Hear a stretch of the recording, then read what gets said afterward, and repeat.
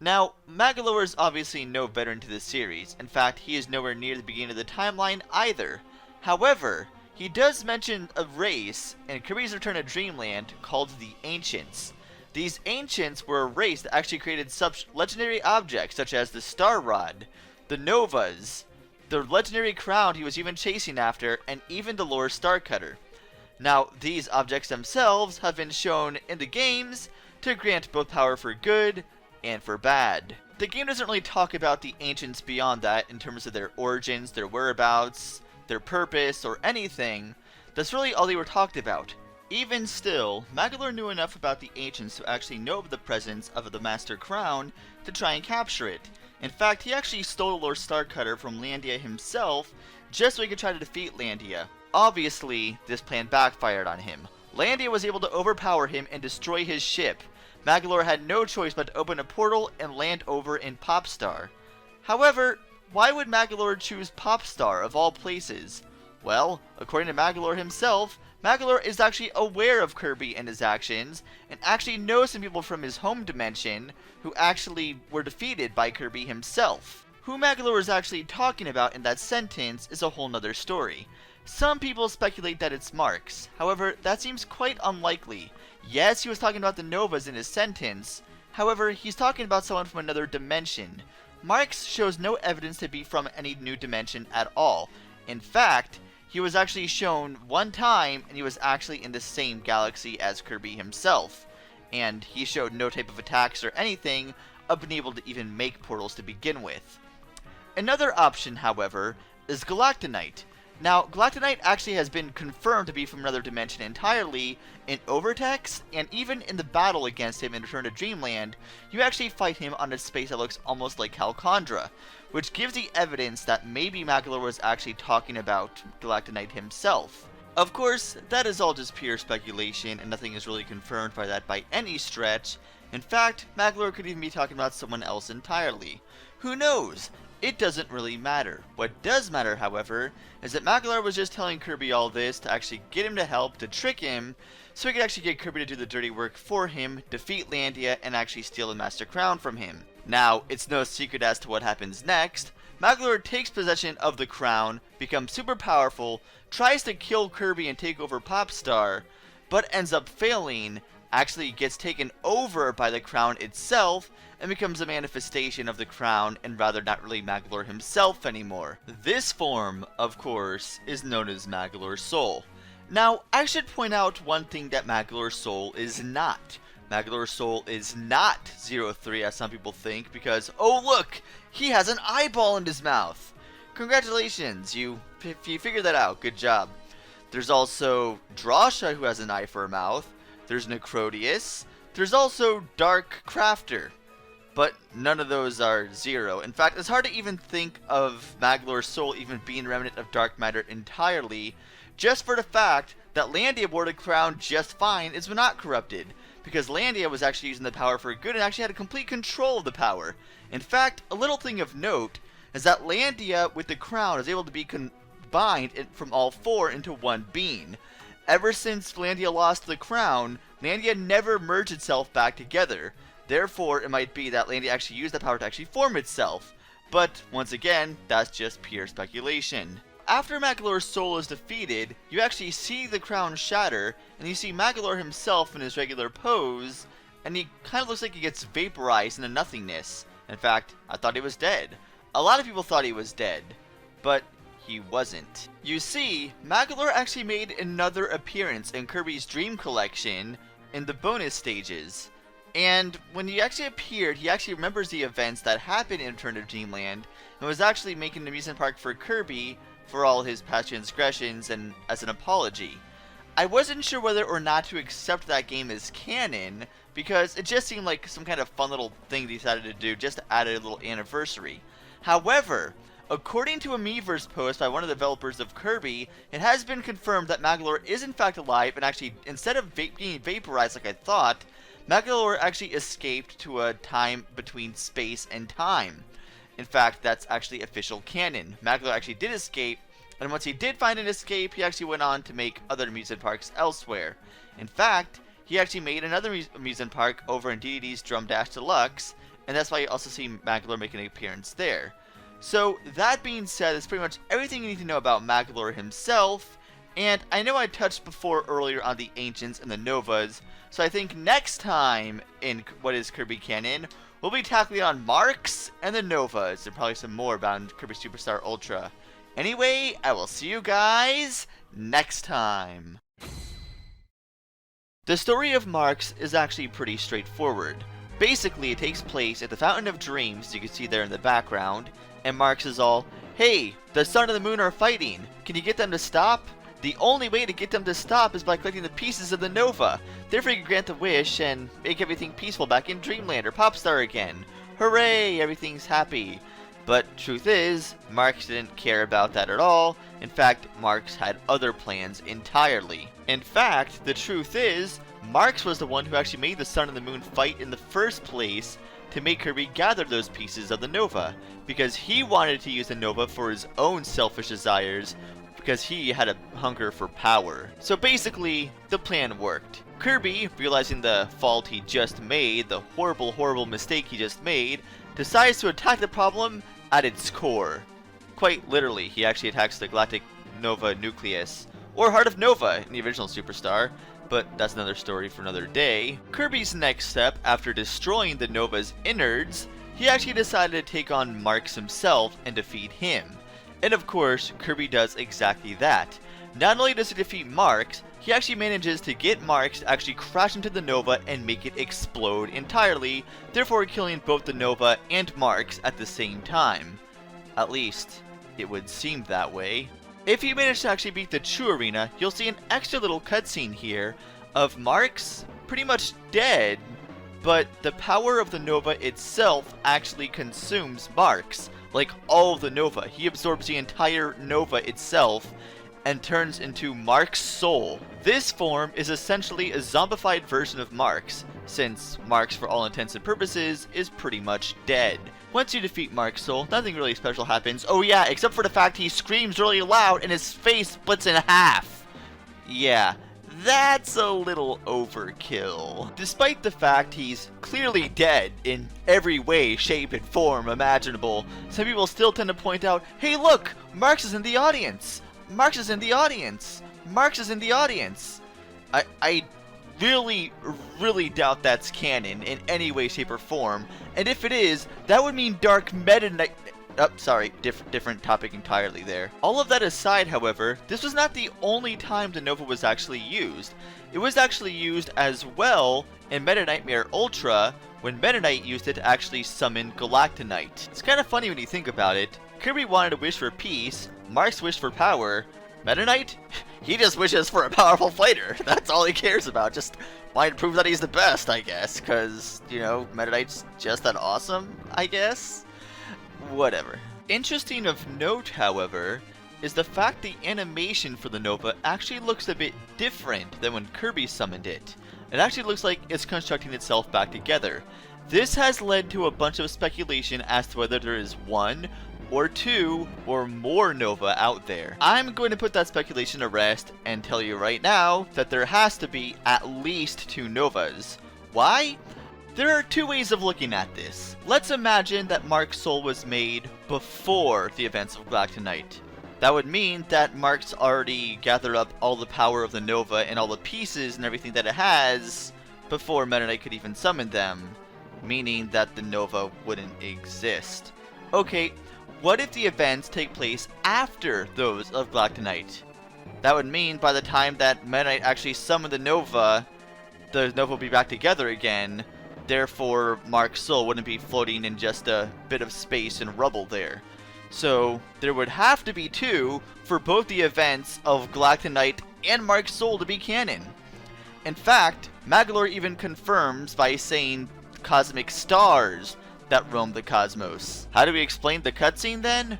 Well, it's probably because the developers decided to add in Marx's soul as a last minute thing, and didn't have time to change the cutscene in Meta Nightmare Ultra. Either that, or they just plain forgot about it. That's pretty much evidenced by the fact that Marx's soul doesn't even have its own music like most other Final Form bosses. Well, that's pretty much everything you need to know about Marx and the Novas, so next time we'll talk about dark matter and how interesting and mysterious they are. I'll see you guys next time. Dark Matter is definitely one of the more mysterious villains in the Kirby series. In fact, their leader, Zero, actually has zero backstory himself. Dark Matter never talked, they never exchanged conversation. Basically, they're just an ominous presence, just looking to devour someone. The only real backstory Dark Matter has at all is actually from the Dreamland 2 instruction booklet in Japan, which actually states that Dark Matter actually grew envious of Dreamland's peaceful, happy lifestyle, and, well, wanted to end it, basically.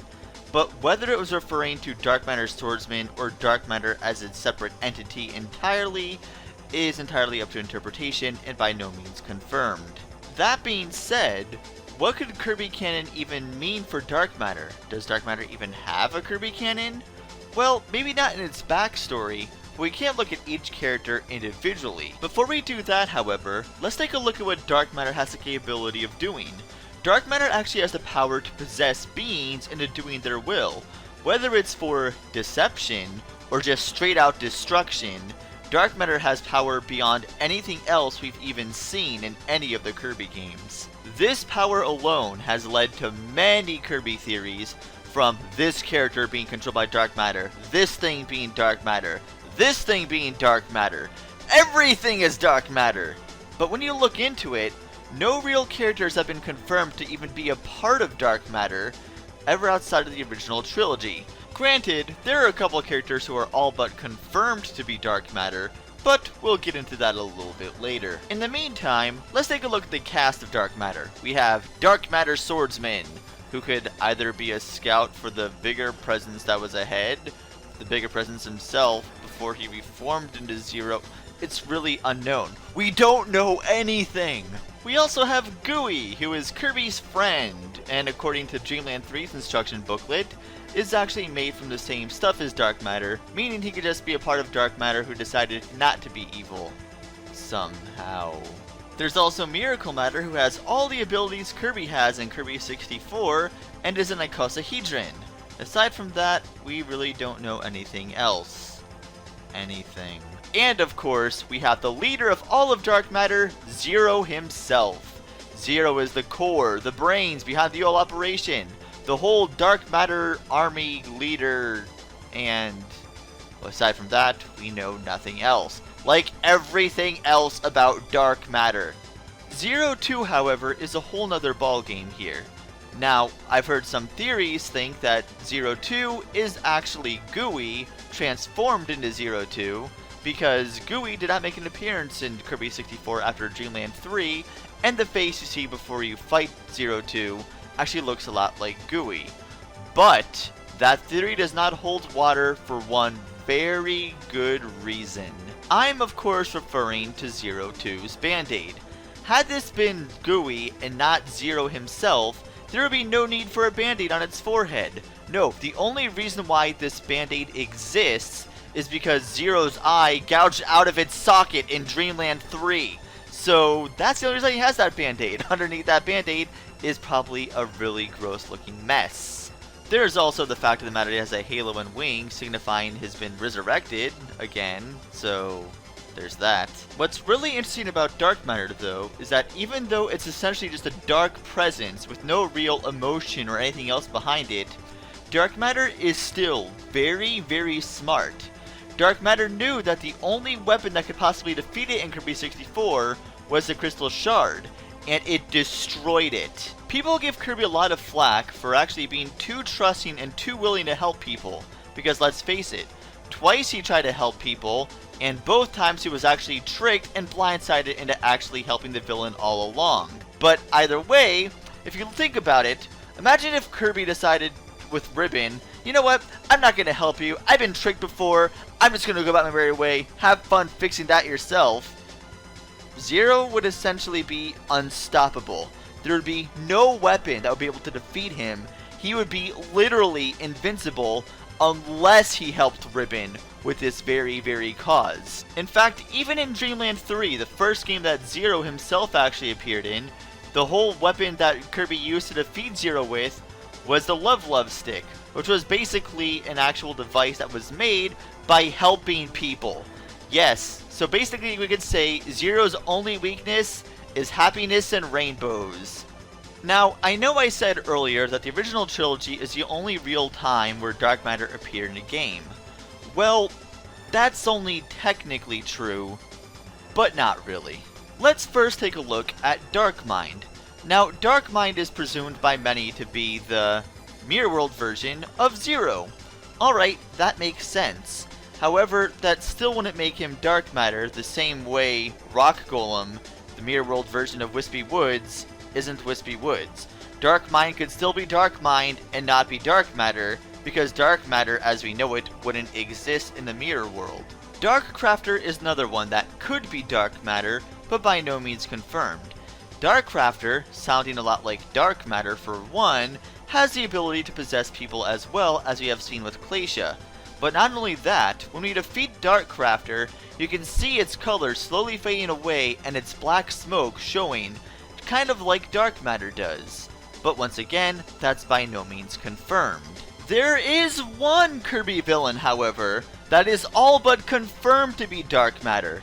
This character is Dark Nebula, or Dark Zero in Japan. I'll talk more about Dark Nebula later in another episode later. However, Dark Nebula, according to the 20th anniversary Kirby Encyclopedia, which is exclusive to Japan, he is actually listed under the Dark Matter Invaders. I can't be sure what it says here because I can't read Japanese, but from what I've heard, it actually says something around the lines of its relation to Zero and Zero 2 is unknown.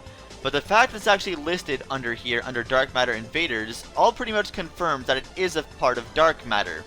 So, all you people who wanted to see a 0-3, well, this very well be the closest we'll actually get canonically to one. This is the closest we'll get canonically to one.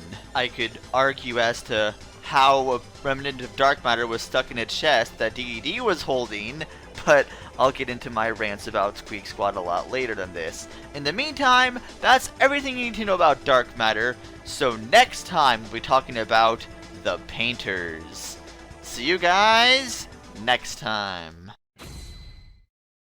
Granted, this is not the most exciting topic for a lot of people, but with Triple Deluxe and Rainbow Curse recently released, there's actually a lot of lore to talk about. Before we address that, however, let's start off with a topic that has led to a lot of discussion from people. I'm of course talking about Ado and Adeline. It's been discussed constantly whether Ado and Adeline are separate people, or if they're the same person. This whole debate started when Kirby 64 released, and they were trying to differentiate Ado and Adeline as separate characters for some unknown reason. Of course, it doesn't matter, because thanks to the Kirby 20th Anniversary Encyclopedia release in Japan, it pretty much confirms that Ado and Adeline are the same person. And thanks to one of my fans by the name of TeoEXE, he was actually able to translate this for me, so therefore I could quote this book without looking like an idiot. This is actually handled under a subheading called Are They Separate People, Ado and Adeline? It actually talks about how they both have similar appearances, similar special abilities, and even similar fighting styles when their bodies were being controlled by dark matter. However, when you read this excerpt under Ado, it actually reads, it's also possible that her real name is Adeline and that Ado is just a nickname, therefore confirming that Ado is in fact a girl, and if you compare Ado's name with the Japanese name for Adeline, which is Adorinu, Ado is just a short term of that. Not to mention when you look at the name box for the bosses in Kirby's Dream Land 3, there's not enough space to even fit Adorinu in there in the first place. Add into the fact that the 20th anniversary art book included in the Dream Collection list Adeline under characters, but not Ado, so we can probably safely assume that Ado and Adeline are in fact the same person. Now, let's move on. Adeline was not the only painter to get all sorts of speculation behind her. We also have Drasha. When Drasha was first released and showed her off her soul form, people were claiming there were Japanese texts or Japanese manga that confirmed that Drasha sold her soul to Zero. This, of course, was just a complete fallacy because no such texts actually exist. People eventually even started claiming that Canvas Curse was not actually canon to the storyline because it was just a spin-off game. I personally never believed this and always thought that Canvas Curse was canon, and you know what?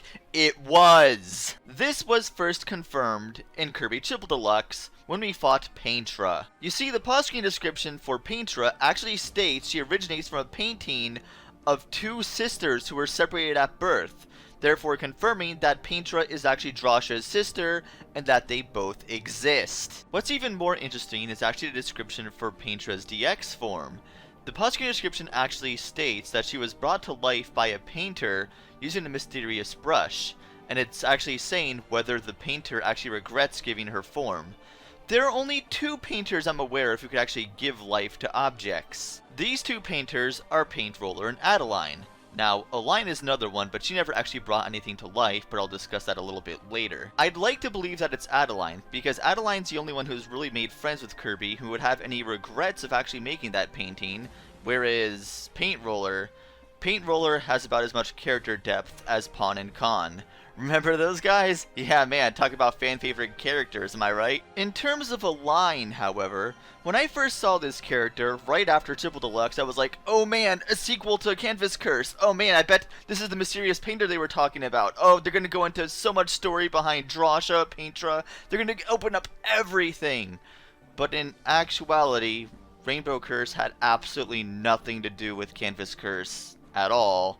In fact, there's no explanation as to why Kirby is even rolling in the first place in that game. In fact, the only way to really confirm that Rainbow Curse took place after Canvas Curse is the figurine of Drasha, which actually says there was a time when Drasha turned Kirby into a ball, but the relation between Glacia and Drasha is unknown. And that was it. I couldn't really be too upset though, because the story between Adeline and Glacia was just adorable. All the pictures that Adeline drew, it was good. It was nice to see that Glacia wasn't originally always a bad person. She was actually very nice and friends with Adeline. Adeline just wanted her friend back, and I thought that was adorable. In fact, similar to Adeline, the only reason why Glacia was acting this way was because she was being possessed by a greater being known as Dark Crafter. Dark Crafter disguised himself as sunglasses so he could actually use Glacia to take over Dreamland and steal all of its colors. But with Adeline's help, Kirby was actually put a stop to Dark Crafter. Now, if we take a look at Adeline's painting prowess, she's able to draw objects and bring them out, but she was never able to bring anything to life. That was pretty much Glacia's doing, and in fact, Adeline and Glacia usually used a two-stop process to make things. So therefore, by herself, Adeline would not be able to create Drasha and Paintra. That would have to be someone else, because Adeline needs the help of someone else to bring things to life. And with that, that's pretty much everything you need to know about the artists of the Kirby series. Next time, we'll start talking about the Mirror World. See you guys next time. The Mirror World is a parallel world that takes place high above the skies of Dreamland. It was once a peaceful place, well, until an ominous presence took over it. In fact, according to the instruction booklet for Kirby and the Maze and Mirror, before this presence arrived, the mirrors in this land were actually able to grant wishes and make them come true. The instruction booklet goes on further to actually say that once this presence did invade the Mirror World, its mirrors could only reflect bad things, therefore suggesting that Dark Meta Knight might not have always been bad. Popstar's Meta Knight knew exactly what was going on, however, so he actually went to the Mirror World to try and save it. Unfortunately, Dark Meta Knight was able to actually outpower him, seal him up inside the dimensional mirror, and break it into pieces. Speaking of pieces, Dark Meta Knight also split Kirby into 4. Although, to be honest, that probably actually helped him. When Kirby first faced Dark Meta Knight, he actually posed as the real Meta Knight to try and fool Kirby. Of course, this didn't work and Kirby was still able to just destroy him. Once Kirby collected all the pieces in the mirror, however, the real fight began. And Kirby could fight Dark Meta Knight for real this time. And he had a lot more tricks up his sleeve here. Once Dark Meta Knight was defeated, however, you noticed he was not the real villain behind everything. The real villain was Dark Mind. Whether Dark Mind is a Mirror World version of Nightmare, Zero, or both, we'll get into a little bit later. However, if it is Nightmare, the order you fight Nightmare would be exact opposite in the Mirror World. As in, you start off with the true form of what it was in Adventure, and the true form of the Mirror World is actually the Nightmare Orb that you fought in the original Adventure first. Regardless, once Darkmind was defeated, pieces returned back to the Mirror World and everyone was happy. Or were they? You might have noticed the Dimensional Mirror making another appearance in Kirby Triple Deluxe. However, it didn't just appear there randomly. Apparently, to a Miiverse post, Tyranza actually stole the dimensional mirror from the mirror world and actually put it inside Queen Sectonia's chambers. As you read further along, however, we can see that staring into the mirror day after day was actually what led Queen Sectonia into madness in the first place. This is where I start to believe that Dark Mind is actually the mirror world version of Dark Matter, because it seems that Dark Mind, unlike Dark Matter who manifests the actual body, Dark Mind actually infests and corrupts the mind. While it's true Kirby did defeat Dark Mind, the source behind all of this, that does not mean the problem is gone entirely. As anyone with depression would know, if you actually get rid of the source of the problem, that doesn't just make all the problems go away. People could still be traumatized from the whole events that already happened. True, this may seem like baseless speculation, but in actuality it's not. Let's take a look at Dark Meta Knight's revenge description. It actually states that after being locked in the abyss for eons, he actually had one thing on his mind: revenge. Not convinced? How about Shadow Dede's description that actually says that his true opponent is the darkness in his own heart? Not to mention the way you fight him looks almost identical to Dark Matter as well. Not counting the other Mirror World counterpart bosses we face, there's only one other Mirror World opponent that we've seen, and that was Shadow Kirby. Shadow Kirby is never shown to be evil or have any form of animosity whatsoever. In fact, even when he comes out to battle per se in Kirby and the Amazing Mirror, he literally just stands there. He doesn't even really try to attack you at all. In fact, he even helps you in the battle against Dark Mind. This is probably because Kirby's heart is pure, unlike what Squeakskull would have you believe, and that he would never have any form of remorse or anger in his body at all. It doesn't really matter, because Dede had to actually destroy the Dimensional Mirror after defeating Dark Meta Knight again, because Shadow Kirby was too busy playing in Kirby Fighters to actually be protecting the Mirror World like he should have been. Anyway, that just about does it for everything you need to know about the Mirror World. Next time, we'll actually be having some updated canon videos after Planet Robot releases in America. See you guys next time. The story begins in the beginning of Triple Deluxe when we see Kirby waking up and seeing the Dreamstalk growing, and Tyranza actually reaching the top and grabbing King Dede, but for what purpose is unknown until later in the game. When Kirby finally catches up to Tyranza, all is revealed as to why Tyranza captured King Dede in the first place. Apparently, before the People of the Sky were captured, the People of the Sky actually planted seeds to grow the Dreamstalk so that Kirby would be able to find them, and Tyranza actually thought that King Dede himself was actually the hero of Popstar. He really needs to learn how to do some fact-checking, but we'll get to that a little bit later. Tyranza himself is never actually fought directly. This is because he's more of a puppet master who actually gets others to do his will for him. It isn't until Kirby defeats King Dede where Tyranza finally realizes, oh wait, maybe you're the hero of Popstar. Oh man, if that's true, and calls for Queen Sectonia for help. Unfortunately, Queen Sectonia was having none of that and actually knocked him into oblivion. Queen Sectonia is the true power-hungry monarch who seized control of Floralia and oppressed the people of the sky. Unable to defeat Kirby herself, she decides to fuse and leech off of the Dreamstalk, which actually guided Kirby there in the first place. Queen Sectonia did put up a good fight, but thanks to King Dede and Tyranza, Kirby was able to be freed, go into Hypernova Kirby, and actually defeat Queen Sectonia with a final blow. For now. Before all these events took place, however, Sectonia was never actually evil, she was never actually power-hungry. In fact, according to Sectonia DX's description, Sectonia and Tyranza actually used to be good friends. So, what caused the change? Well, as I actually touched on the last episode, Tyranza actually stole the Dimensional Mirror from the Mirror World and actually gave it to Queen Sectonia as a gift. But unfortunately, that very mirror was actually what caused Queen Sectonia to go into madness in the first place by looking in it each and every day. Like I said, Tyranza needs to do some serious fact-checking. Unfortunately for Tyranza, that may not be a possible option anymore. As a surprise to no one, Queen Sectonia at the end of the True Arena revives herself again by consuming 4 miracle fruits that appeared. But let's take a look at the actual pause-screen description for this boss that it's given. It actually says Tyranza's final words and offering can no longer reach her ears, and that she has become a pitiable husk in the throes of madness after losing everything, and all she has left to consume is or cling to is her vanity. Now, it's interesting how it brings out Taranza's final words, because Taranza was actually trying to help her. But if you go in further in the fight, in the actual second phase of her, when she actually detaches herself from the Dreamstalk entirely, and you fight her by herself, it says that she's fed off countless hosts and now cannot remember her true form. A voice called out to help her, but has since fallen silent. So it's possible that she even killed Taranza, who was trying to help her. Granted, that's by no means confirmed, but so far, I haven't seen Taranza come back at all since then. But that's not all. Also in that same Podkin description quote we've seen, it actually says that she's fed off countless hosts and now cannot remember her true form. Well, what is her true form? Is it the B version of her? Well, according to a Miiverse post, no, it's not. Apparently, her true form actually looks very similar to Taranza himself. Now take note, when Soul of Sectonia is actually defeated, you actually see her burst into a bunch of different flower petals, one specifically floating off in the distance. In Planet Robot, we actually see a clone of Sectonia actually made from data collected from a giant flower.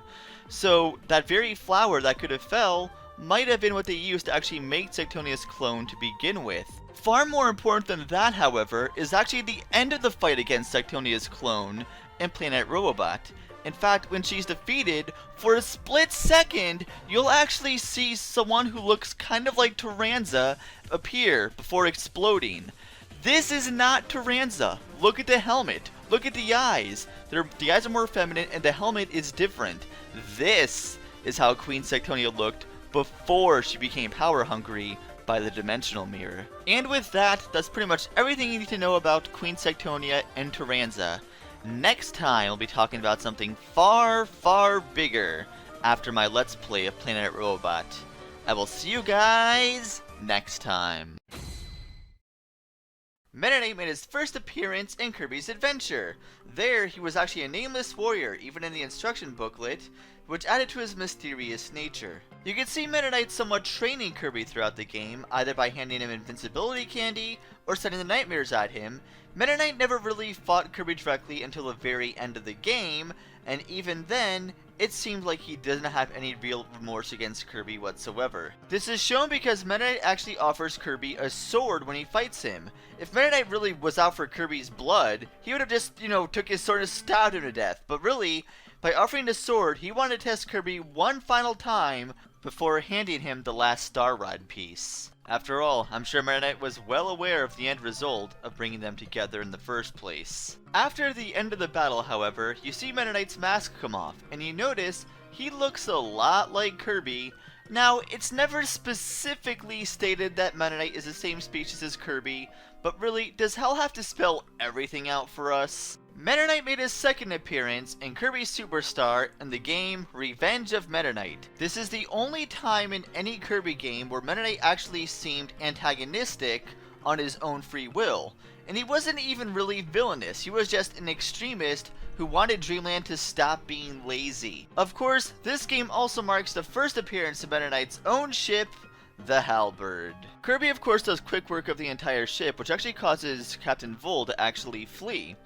Seeing this, Meta Knight actually asked the rest of his crew to flee as well, but they actually respect Meta Knight so much they actually stay with the crew to help fight Kirby. Even with the odds stacked against him, Meta Knight still offers Kirby a sword just to have a fair fight with him one last time. Once Meta Knight is defeated and Kirby escapes, you'll actually see the Halberd sinking into the ocean. Let's keep this in mind for now, because this will be touched on later on. In almost every Kirby game following Kirby Superstar, we actually see Meta Knight in his famous Halberd ship. But there's one game where it was missing. That game is Kirby and the Amazing Mirror, which is coincidentally the next game that Meta Knight actually makes an appearance in. Sure, his Halberd probably wouldn't have fit in the mirror, but the fact that he didn't have it still correlated well with the last events of Superstar. It should be noted that in this game, Meta Knight doesn't actually offer you a sword before you fight him, because when you fight him, he's actually not the real Meta Knight. On the contrary though, when you see the real Meta Knight actually inside the mirror itself, Meta Knight doesn't just hand you any sword. Meta Knight hands you his own sword, which shows that Meta Knight actually has a very good trust in Kirby at this point, to the point where he could even entrust him with his own greatest treasure. The next game that Meta Knight X makes an appearance in is actually Kirby Squeak Squad. In this game, Meta Knight actually takes the halberd out of the secret sea where the halberd originally sank and actually raises it out again, allowing it to fly once more. Meta Knight actually did not offer Kirby a sword directly in this game, however, you were able to actually grab a sword from the room prior. The only reason why he was even fighting Kirby here in the first place was because Kirby was acting really stupid and Meta Knight needed to knock some sense into him, but failed, sadly. Adventure, Superstar, and Squeak Squad were the only times he actually fought Meta Knight directly when he wasn't either fake, under control, or a cyborg. And if you notice in each battle progressively, he actually has a lot more tricks. In the first battle in Adventure, he pretty much just like jumped around and spun a few times, but that was pretty much it. And Superstar, he had a tornado where he could spin around, actually that super tornado we saw before. And also in Squeak Squad, we actually see him shooting shockwaves on the ground and jumping up a lot faster. Despite Kirby's hangry moment in Squeak Squad, Meta Knight actually has a deep respect for Kirby as a hero of Popstar. In fact, at the end of Planet Robobot, you can actually see a shadow of Meta Knight fleeing right after Kirby wakes up, possibly hinting at the fact that Meta Knight actually let Kirby down to rest so we didn't actually die falling into the atmosphere. And with that, we've covered just about everything we could without Meta Knight. Well, except for one thing, but I think we'll tackle that next time when we talk about Galactonite. See you guys then. Galactonite makes his first appearance in Kirby Superstar Ultra in the game Meta Nightmare Ultra. In this game, Meta Knight wishes to grow stronger, so he wishes to fight the greatest warrior in the galaxy. Therefore, Nova, granting the wish, summons Galactonite. Before we go any further, however, let's talk about who Galactonite actually is. A lot of people have the theory that Galactonite is Kirby from the future, because Kirby's pink and Galactonite is pink. It makes sense, right? Not even remotely. First off, let's start off with the obvious. Galactonite isn't even the same shade of pink as Kirby. Galactonite is magenta, Kirby is pastel pink. Galactonite has pink eyes, Kirby has dark blue eyes. Now you may say, well, Meta Knight has white eyes, but his mask gives him a yellow tint with the yellow eyes. But there's no way to possibly tint dark blue eyes as pink, no matter what mask you use. Besides, Meta Knight's eye color has been retconned anyway. Then, of course, comes the issue of time. When Nova summoned Galactonite, he said he was sealed away because his power was too great. He said was, as in the past tense. Then Stardream said that he was going to bring a warrior from a forgotten time. It can't be forgotten if it hasn't happened yet, so therefore it couldn't be Kirby from the future. So then who is Galactonite? Well, we don't really know for certain, we were never given any lore. However, whether or not you want to believe that he was the one Macular was talking about from Halcondra, there actually is some pretty good evidence to point to the fact that he actually is from Halcondra himself. Why? To start with, when you face Galactonite in Return to Dreamland, you fight him in a place that looks very similar to Halcondra. But not just that, when Galactonite is summoned in Planet Robobot, he comes out of a star that looks very similar to the one that Macular uses. And finally, every so often when Galactonite uses his beam attack, you can even see the Lore Star Cutter flying through it. Is this confirmed? No, by no means. It's not confirmed that he's Halcondran. However, there's definitely more evidence to point it out to say that he is, rather than the fact he's not. Getting back to the original topic, Meta Knight summoned Galactonite, they fought, and Meta Knight won.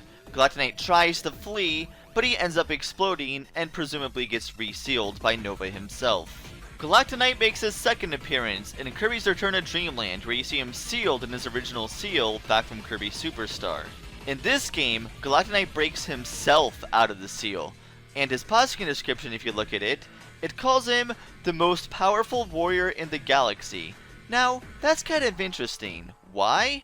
Well, in Kirby Triple Deluxe, when you look at Dark Meta Knight's Poskin description, it calls him a shadow of the strongest warrior, hinting at the fact that Meta Knight may have stolen the title from Galactonite.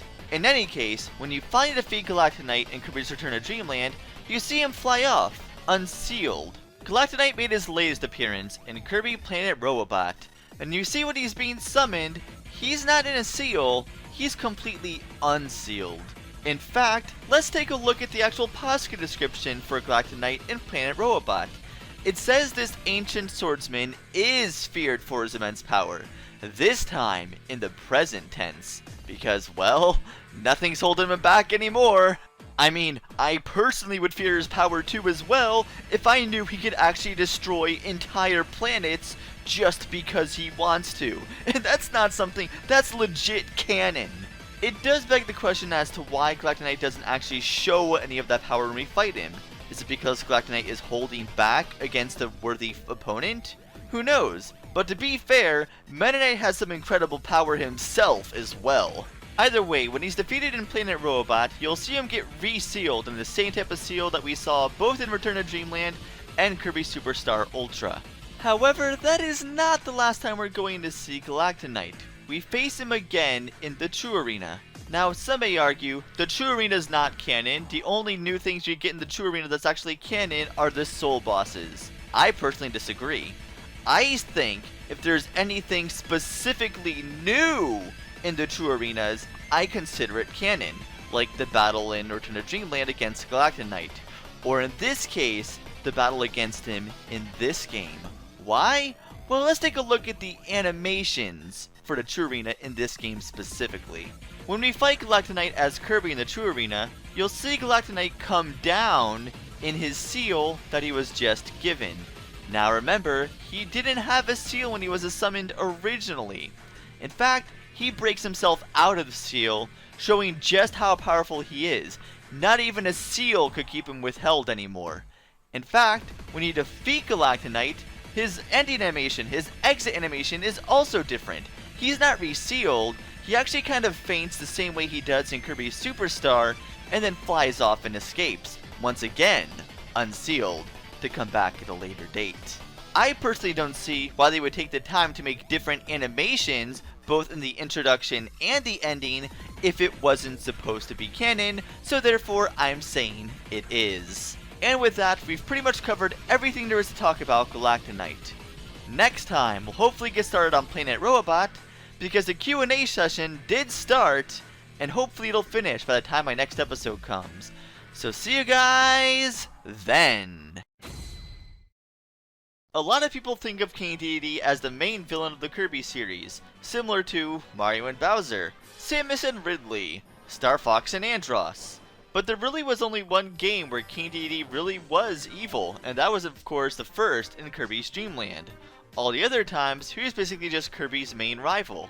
In fact, the only other game I could think of where he was a villain was maybe Revenge of the King from Kirby Superstar Ultra, and even then, he still gave Kirby a hammer to fight him fairly, showing he was actually doing it more of a rivalry rather than an actual villain. That being said, King Dede is no hero. He's greedy, and he's lazy. In fact, in the original game where he was a villain, he stole all the food in Dreamland. Not just some of it, all of it. Despite all those flaws, however, King Dede still has quite a heart, even if he doesn't really want to admit it. Even though King Dede has a long-standing grudge against Kirby, he's still able to put his differences aside when the world is at stake. For example, King Dede launched Kirby up in the air to fight Nightmare. He actually teamed up with Kirby in Kirby 64, knowing full well how big of a threat Dark Matter was. He actually teamed up with Kirby Meta Knight and Bandana D to take down Magolor, or rather, save Magolor, but, you know, things happen. And of course, free Kirby from Sectonia's Vine in Triple Deluxe. Regarding the times we did face King Dede, it was usually because of a misunderstanding, possessed by dark matter, possessed by dark matter, possessed by dark matter.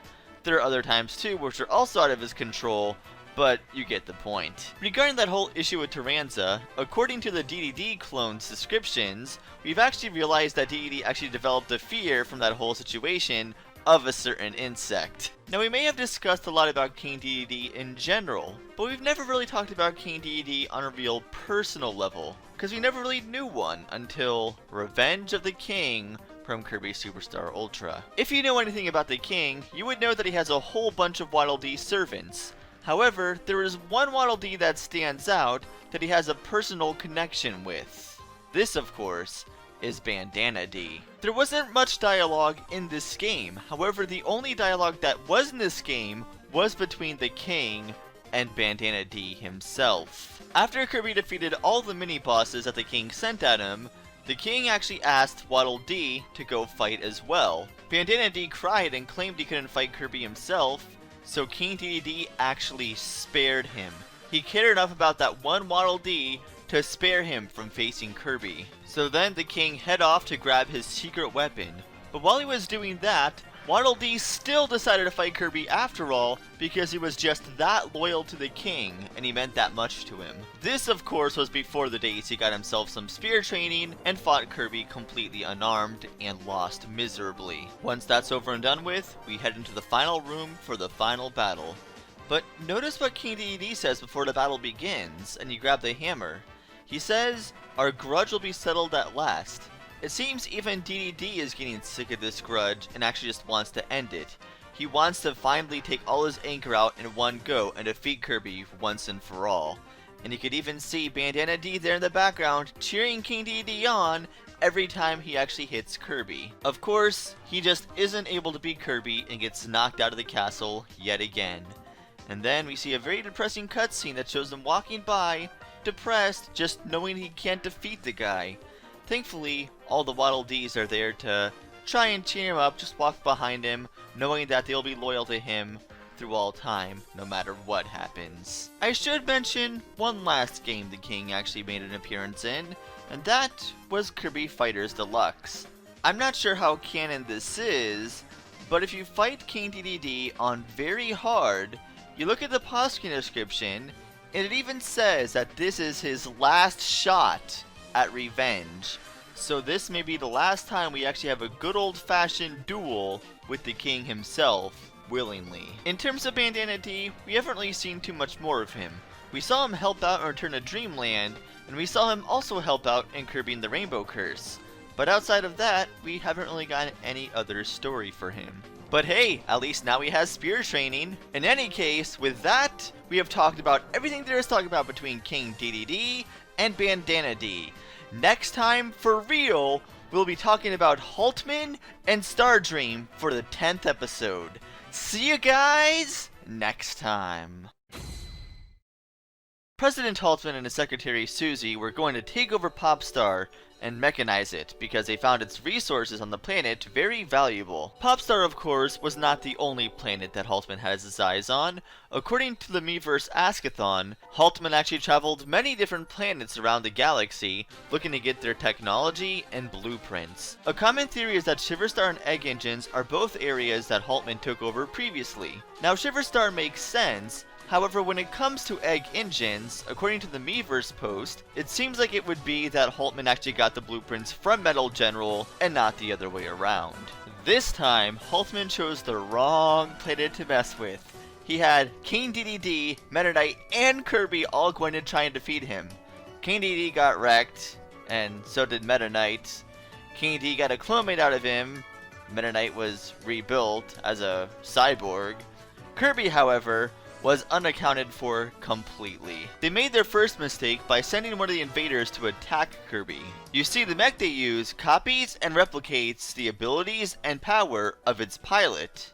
Once Kirby defeated the invader and took over the mech, they essentially created their own worst enemy. Because now, not only can Kirby copy abilities, he also has a giant mech and is able to destroy literally anything else. Susie tried to stop Kirby several times with help from the mother computer, either by using her mech, using Mecha Knight, using DDD clones, or Mecha Knight Plus. All of these attempts failed. However, they did get Susie to start questioning the greatness of this mother computer of theirs. Or maybe she never trusted the mother computer at all, and in fact had her own prerogative in mind. You see, after Mecha Knight Plus was defeated, President Haltman decided to take matters into his own hands and fight Kirby head-on. His mech was far greater than Susie's, however, even he wasn't able to stop the Pink Menace. "Savages, savages, savages!" he cried out, but as a last-ditch attempt to defeat Kirby, he activates the mother computer, Stardream. And this, my friends, is where this story takes a very, very dark turn. As President Haltman puts on the Stardream control helmet, Susie, at the very last second, hops up and steals it from him so she could control Stardream herself. Little did Susie know that this plan would backfire in her face immensely. Stardream becomes completely sentient without the need of any control helmet and controls Haltman, turning him into a complete husk that he is controlling for the rest of his life. Susie didn't want any part of this. All she wanted to do was steal Stardream so she could teach the old man a lesson. Or what I like better in the Japanese text as it states it, she wanted the old man to wake up with tears in his eyes, essentially bring him back to his senses. But what were his old senses? What happened? Who is Susie anyway?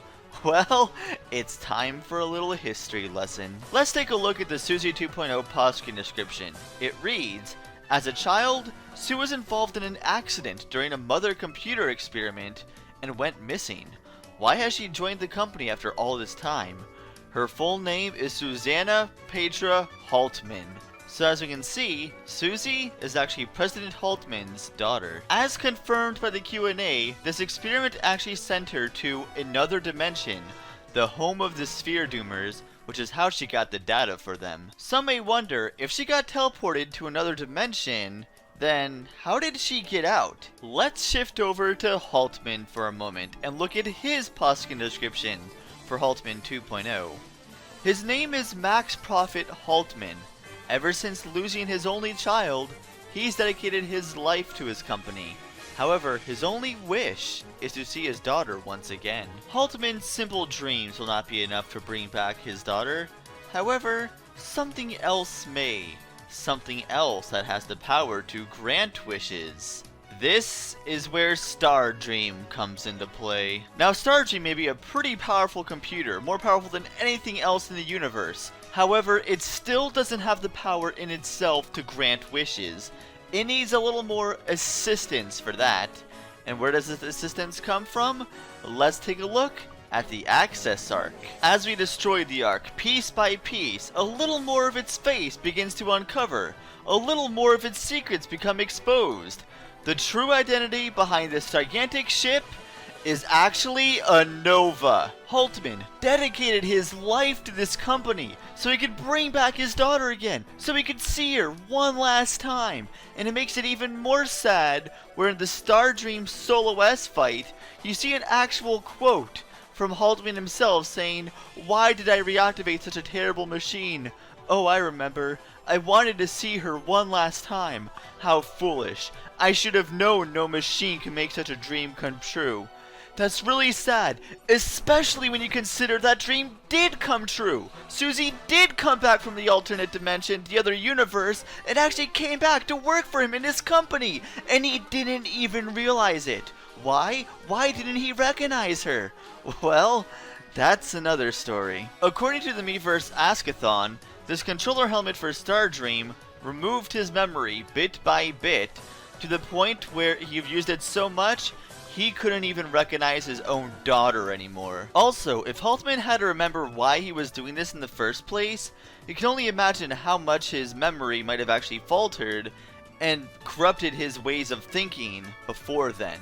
This can also explain why Stardream became a cold-blooded killer after fusing with Haltman, because there was no love left in his body anymore. Susie, wanting to right her mistake, swallows her pride and allows Kirby to jump in the robot one last time to take down Stardream. Mennonite and his crew are ready for this last battle and ask Kirby to come on board. But Kirby takes things one step further and actually analyzes the halberd itself and becomes something that even surprises Susie herself. After fusing with the halberd, Kirby is able to take down Stardream, the Access Arc, and finally take on the Nova itself. It's unknown whether Haltman created this Nova, repurposed the Nova for his own purposes like Mechanite, or just found another Nova entirely. Either way, these questions remained unanswered even in the Q&A. Regardless, after we defeat the Nova, Kirby actually takes his drill, grows it super huge, and drills through its head and makes it explode entirely, piercing every one of its defenses. Alternatively, in the true arena, Nova actually inhales Kirby and takes him to fight the heart of Nova. Here, for every pillar you defeat, you will hear Haltman screaming and moaning in pain until the very last pillar, when you hear no more screams anymore. And you look at the pause screen description, it says that every essence, even his soul, was eliminated completely. That is some dark crap. Whether or not the true arena is canon or not, one thing's for sure, Haltman is dead. Whether it's quick and painless or very slow and painfully, Haltman is no more. He has ceased to be. In the end cutscene, however, you will see Kirby floating in space in the Robobot, and the Robobot actually becomes sentient and leads Kirby back to the planet. According to the Q&A, this is because once Kirby registers as a pilot in any of the Robobots, the memories carry over to each individual one. That is why this robot was teary-eyed and helpful, in stark contrast to Stardream, who was cold, mindless, and wanted to kill everything. Once all was said and done, all the influence of Stardream disappeared from all the planets, and all was happy again, and Susie left off to do her own thing. And with that, we have talked about everything there is to talk about in Planet Robot. Next time, we'll be talking about Nightmare. See you guys then. Regarding the games, Nightmare made his first and only appearance in Kirby's Adventure. This game starts off where Kirby wakes up and then realizes he didn't dream at all. In fact, all the dreams seem to have been gone.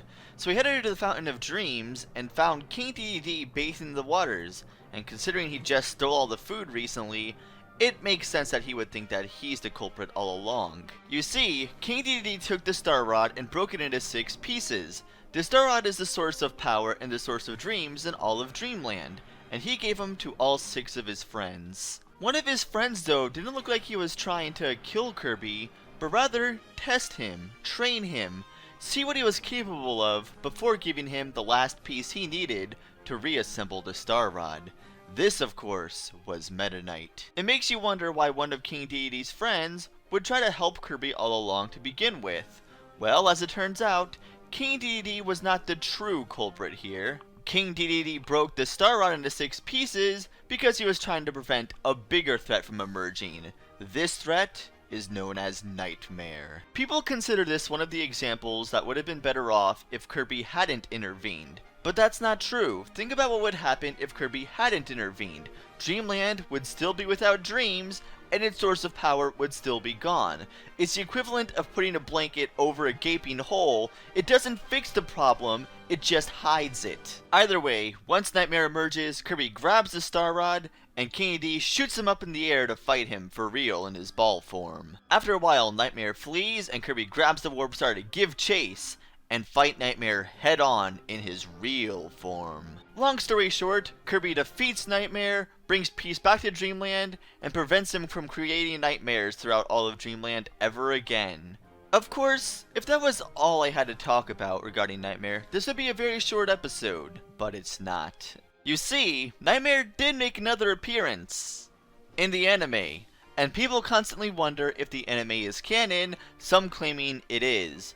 Well, let's take a look at the facts. I uploaded a video once where I took 5 minutes to explain the simple fact of, if it makes sense to canon, consider it canon. If it contradicts canon, don't consider it canon. And I kind of removed that from the playlist because it was completely pointless, but regardless, we'll be using that same principle here. Let's start off by taking a look at Kirby's origins. In the anime, Kirby crash landed in his spaceship on Dreamland, and his source of power was actually the Warp Stars. Let's contrast that to the games, where Kirby actually flew into Dreamland on a spring breeze, you know, from Dreamland, and his source of power was not the Warp Stars. Warp Stars are just a way of travel. His source of power is, well, the fact he's freaking Kirby. Another key difference is Kirby's age. In the anime, Kirby is a baby who can't even really talk. Some people say, well, Kirby doesn't talk in the games either, so therefore Kirby must be a baby. Huh, that's a good point. except when you consider that Link and Red also don't talk. That isn't even really true to begin with anyway. Looking back at even the Dreamland 1 instruction booklet, it shows Kirby saying a quote here, and it refers to Kirby as a boy. Never mind the fact he aged far much since then. And who could forget this awesome quote from Epic Yarn? It feels like pants. And then there's the whole issue of Star Warriors. Apparently from the anime, Kirby and Meta Knight are both from a race called Star Warriors who were trying to defeat Nightmare before in the Great War. If any of this were true, it would seem odd that even the remake that takes inspiration from the anime would not mention either the Great War or the Star Warriors if it were actually canon. Regarding Cappy Town, the place Kirby stayed at in the anime, it is anime exclusive according to the 20th Anniversary Encyclopedia, therefore does not exist in the games. In the anime, Dede teams up with Nightmare to make monsters to defeat Kirby with. In the games, Dede just tries to prevent Nightmare from corrupting the Star Rod entirely and breaks it in pieces. In the anime, Kirby gets the Star Rod by inhaling a warp star. In the games, he gets it from the Fountain of Dreams. I can go further, but the main point is that the anime should not be accepted as canon, and rather just something fun like a reimagining of Kirby's adventure in general. I mean, the similarities to adventure are there. Meta Knight trains Kirby, King Dede doesn't really trust Kirby, Kirby defeats Nightmare using the Star Rod, but that's pretty much where the similarities end. That being said, the games did draw a lot of influence from the anime itself. For example, Meta Knight uses the sword Galaxia, King Dede is shown more prominently with Waddle Dees as his army, and a lot of the bosses were updated with the anime's appearances. And yeah, we may see a big reference thrown in here and there, but it doesn't have any more basis for canon than, say, putting Majora's Mask in Link Between Worlds. To sum things up, while the anime may not be canon, it did help change the series of Kirby for the better, and if you want to believe Kirby is one of the Star Warriors, that's fine. There's no evidence that disproves that, I guess. But I guess that's all I want to talk about today, so I'll see you guys next time. DeRoach made his first appearance in Kirby Squeak Squad. In this game, he had a little bit of a mishap with Kirby. Presumably after taking on Zero, Marx, and pretty much every other Kirby villain known to man, Kirby just wanted a little break to have some strawberry shortcake. Unfortunately, he had that stolen from him, which I'm guessing caused him to trigger. Of course, Kirby thought it was Dede who stole his cake. Probably because he stole all the food in the first game, even though Dede was long since reformed by then. Of course, Kirby will soon realize that he was not the one who originally stole his cake. In fact, King Dede had one of his own chests stolen. Then we find the true culprit make their first appearance, the Squeaks. Fun fact though, if you slow down the video of Kirby getting his cake stolen, you can see something that kind of resembles a Waddle Dee, maybe hinting at the fact that a Waddle Dee was the one who stole the cake all along, and therefore Kirby just goes on a murderous rampage for nothing. Of course none of this is confirmed, and that may just be a placeholder image they forgot to change, so we'll just say that it was the Squeaks who stole the cake. The Squeaks consist of 4 main members and a bunch of minions. The first one is Storo, he's the brawn of the family. We got Doc, who is the one who actually makes everything, and he's the brains of the family. There's Spinny, who's speedy and is a ninja. And of course, DeRoach is the leader. As Kirby approaches the Squeak space to get his cake back, he meets up with DeRoach twice, but both times DeRoach throws him off his trail by summoning Doc, who uses Mecha Kracko and Yadogain. It isn't until Kirby reaches the base on Ice Island where DeRoach decides to fight Kirby head-on for real this time. And as Kirby finally defeats him and gets the cake that he so desires, Meta Knight snatches the chest right from under his palms. Meta Knight even goes one step further and locks himself behind Kirby with the Star Seals. Unfortunately, Kirby has those and is able to give chase to Meta Knight in the Secret Sea. Meta Knight fled to the Secret Sea for a very good reason.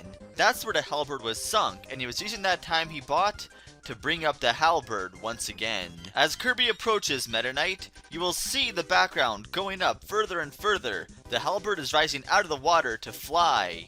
But you would also notice that Meta Knight did not offer Kirby a sword this time, because he knew that Kirby was greatly in the wrong in this situation. Kirby of course defeats Meta Knight, and just when he thinks he's going to get his cake back, the Squeaks follow behind him and take the chest from him.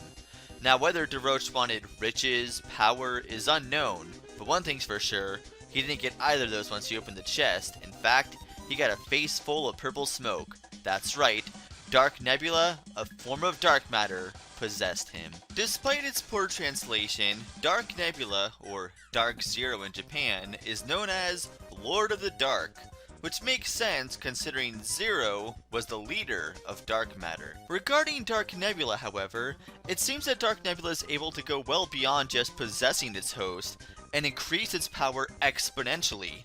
Now, we've seen dark matter possess people, but nothing like this. Dark DeRoach is a force to be reckoned with. But as Dark DeRoach is defeated, he drops his triple star and we grab it to give chase to the true culprit here. Dark Nebula holds the power of many elements under its arsenal. It has ice, fire, and electricity. This is the third version of dark matter we've seen that has the power of the elements, the first being gooey and the second being miracle matter. You can also notice the triple star's icon there at the bottom right. It shows orange, blue, and green, the three elements that Dark Nebula uses, and it also explains why the triple star is Dark Nebula's main weakness. Of course, Dark Nebula doesn't even need that weapon to defeat it. You can defeat Dark Nebula without anything special whatsoever, being one of the few versions of dark matter that can be destroyed not by any particular element or weapon to do so. In the end, dark matter's return is cut short and Kirby heads back home where the Squeaks give him one last piece of cake to make up for all the troubles and mishaps that they've had, where they go on to search for treasure elsewhere. This leads into the next game where DeRoach makes his appearance, and that is Kirby Mass Attack. In this game, he is in the Popopo Islands in search of treasure. Metals, specifically. DeRoach admits that normally Spinny's the one who searches out for treasure, but he feels like taking a break right now, so that's why he requests us to do the job for him. Before this quote, it was debated constantly whether Spinny was a female or a male, because its gender was never really given in Japan. However, it wasn't until this game where that was confirmed. Now wait, some may say. I read that in the Japanese release of Squeak Squad, they reveal Spinny as a female. I thought this was a little odd, so I decided to do my own research. I got the help of IQ's Kirby from the Kirby Wiki, Teo.exe, and all of the Kirby Amino to try and get to the bottom of this. It's not the Japanese version of the Squeak Squad, it's not in the Japanese version of Mass Attack, it's not in the instruction booklet for Squeak Squad, it's not in the 20th anniversary art book, and it's not even on the official Nintendo website of Japan. There is no mention of Spinny's gender anywhere outside of Mass Attack for the US release, so for all intents and purposes, Spinny is male. DeRoach mentions a few other things too, such as the fact he views the crew as family, the fact he once had a love life, the fact that Doc is the one who built the airship he's standing on right now, and even the fact that he remembers the whole issue with Kirby and the cake. Once you collect all the medals for DeRoach, he gives you the survival rush mode and sails off, never to be seen again. And that is also where this episode comes to its close. Next time, we'll be talking about Krakow. See you guys then.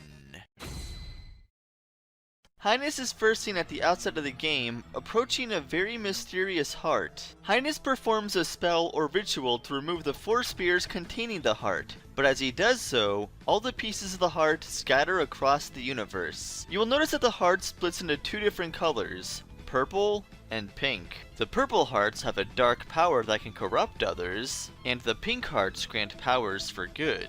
As Kirby first wakes up, he notices the Waddle Dees are stealing food for King Dede again. Kirby of course heads to the castle to see just what is going on. Using his newly obtained power, Kirby tries to make as many friends as possible along the way. As Kirby defeats Wispy Woods and Dede, he notices that they're not exactly the culprit here. There's something else going on involving these hearts. Kirby follows these hearts all around Popstar and eventually leads over to Meta Knight, who is also under its influence. Soon after Meta Knight is freed, a giant fortress lands in Popstar known as Jambastion.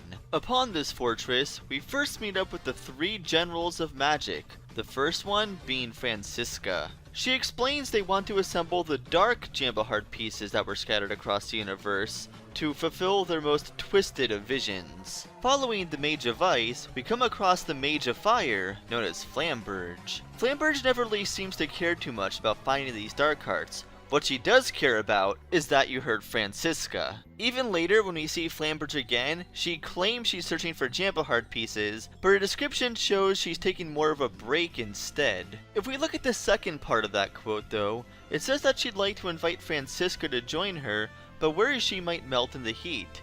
Franziska and Flambridge are hinted to have a very close relationship. I mean, if we look at the description of Franziska's second appearance, it says that her duties have kept her away from Flambridge lately, and that she kind of misses her. You can make of that what you will. Finally, as Kirby reaches the top of Jam Bastion, he meets up with the eldest of the generals, Zan Partizan.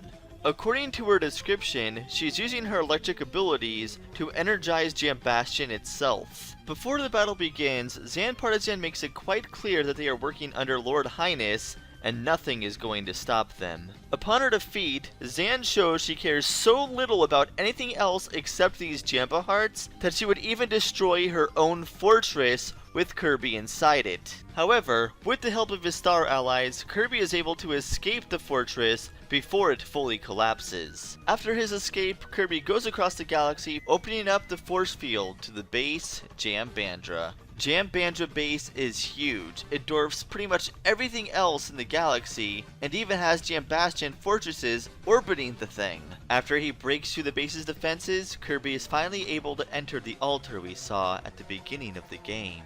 Here we see the Jampa Heart and Highness in the background, but Zan Partizan stops us in our way, very surprised that we're still alive. After failing to stop Kirby at the altar, Zan pleads for help from Highness. Highness shows no compassion. In fact, Highness simply says that she's in his way and kicks her to the side. The sad part is, this isn't just a one-time thing. According to Zan's description, Highness can't even remember her name and gives her poor treatment. And despite all of this, it says that her respect for Highness never falters. There could very well be a couple reasons for this. First off, the Star Ally Switch channel says that Zan Partizan had sworn loyalty to Highness after she had received powerful magic from him.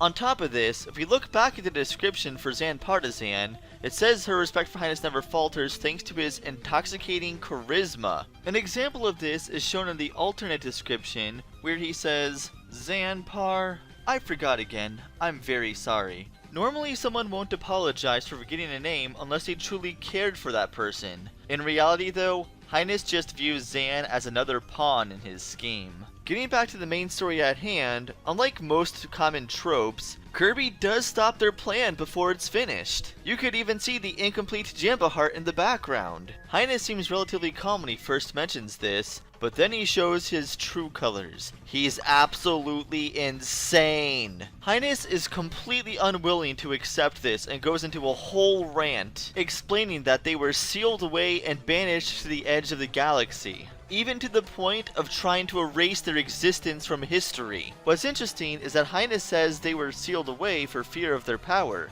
the same reason Galactonite was sealed away, and probably from the same people. Unless that Nightmare of a Galactic Crisis Highness mentioned was Galactonite, in which case, maybe Highness was an ancient himself at one time. Regardless, after this rant, Highness attacks Kirby himself. It's hard to tell if Highness was just taking it easy on Kirby, or very weak by himself, but once that cloak comes off, all bets are off. He then proceeds to absorb the power of the three generals and throw them around like weapons. You can even hear them grunt once he throws them.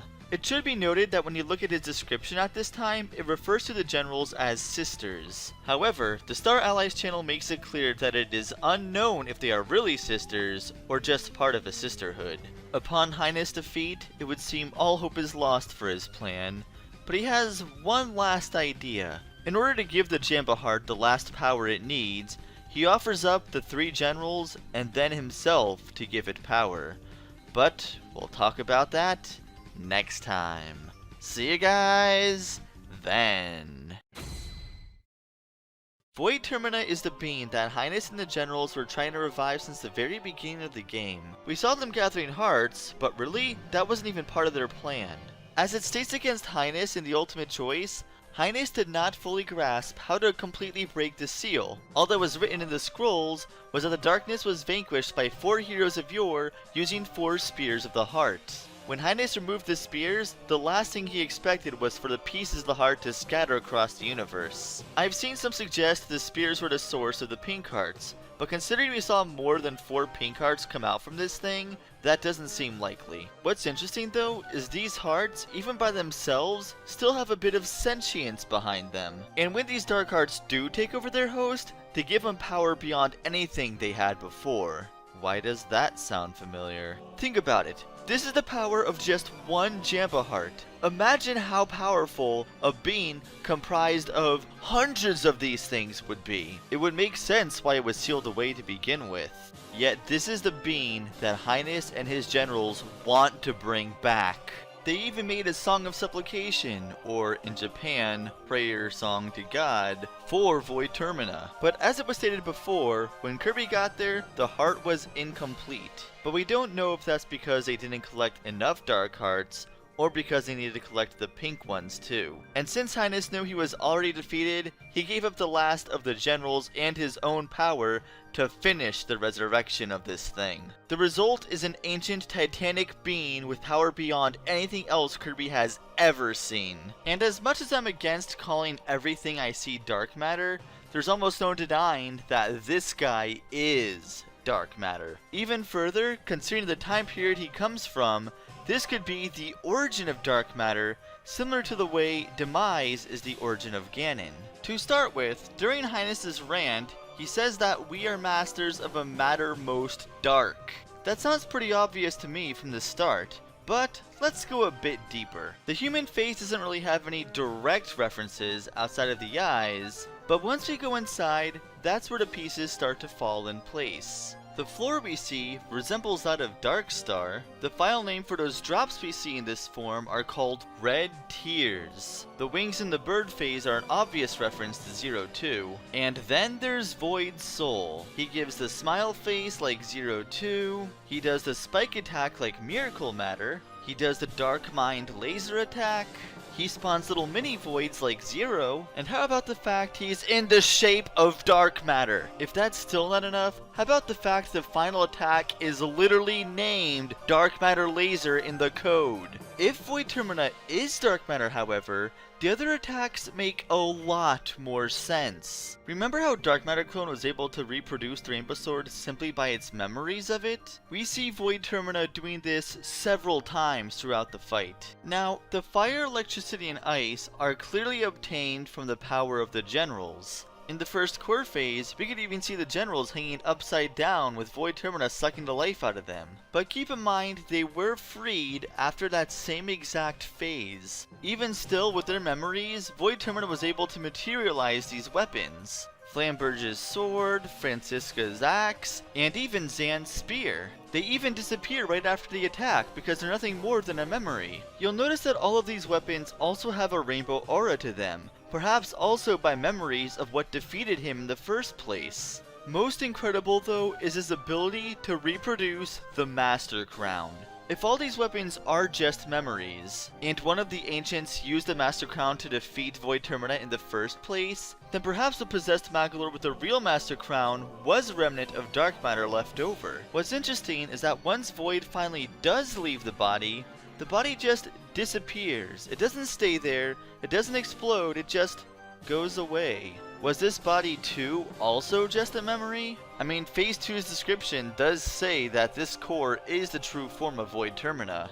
If this is the case, then perhaps this form we see is one of the ancients that fought Void Termina. Speculation aside, if we look at the Phase 2 and the ultimate choice of Void Termina, it says, hatred, obsession, jealousy, greed. The darkness gathered by Highness has transformed into corrupt power within Void Termina that conflicts with his newly forged soul. The fact that dark energy is conflicting with its soul, it shows that Void Termina is not always bad. In fact, Void Soul description gives a bit more insight into this.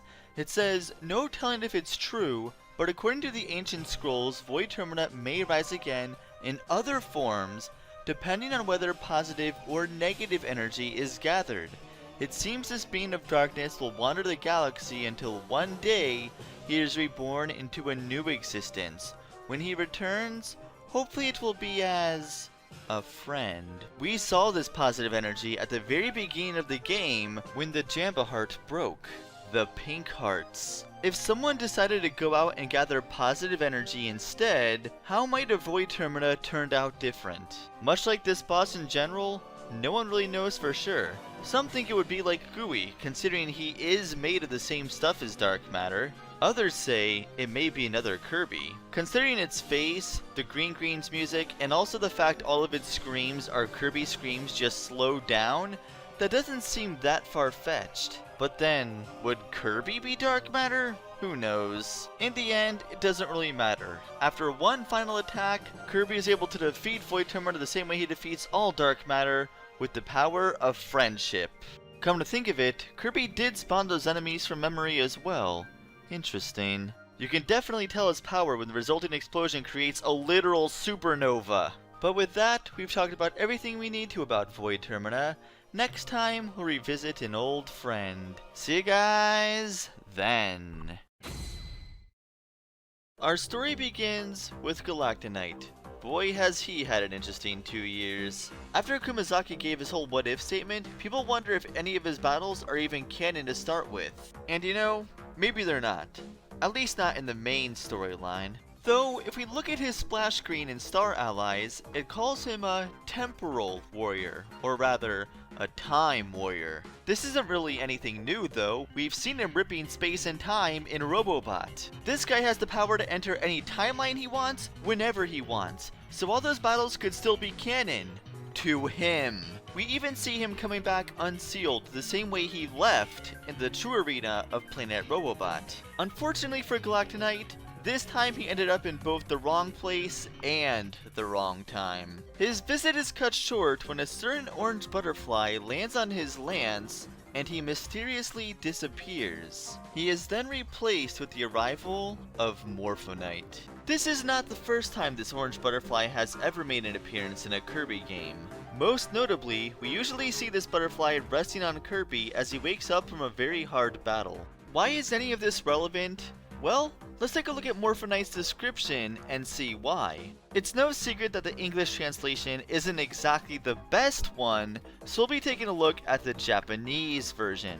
If we look at the first part, it says, "From one's extinction comes flying the mysterious paradisiacal butterfly on the day of judgment." If this is to be believed, this isn't just some ordinary orange butterfly, this is the butterfly that decides your fate after you die. It makes perfect sense why it's always seen landing on Kirby when it seems like he's going to.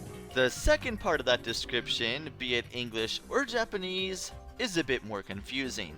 It says, "It hears the endless years and cries of the White Knight, said to be the strongest in the galaxy, coming forth as a knight from the underworld." From what I can gather from this, it sounds like he gave Galactonite his sentence, but after hearing his constant pleas, raised him up and fused with him to make him an eternal knight from this point forward. And if this butterfly does hold life or death in its wings, well, these attacks make a lot more sense. There's not much more about Morphonite we know aside from this, but at least the EX version does give us a little bit more insight. It tells us this butterfly originally comes from another dimension. It also tells us that after amplifying its power each day, it finally made the White Knight's power its own.